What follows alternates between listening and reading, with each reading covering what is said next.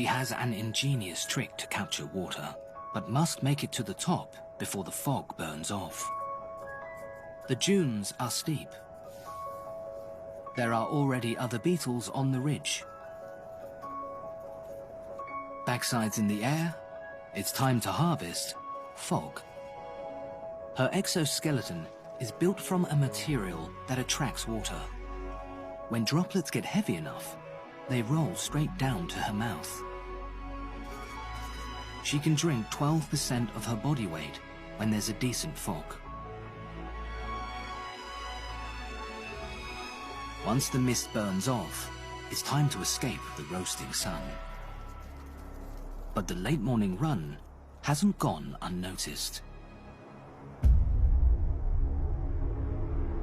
An Amakua chameleon. He also relies on the fog for water, but gathers it indirectly.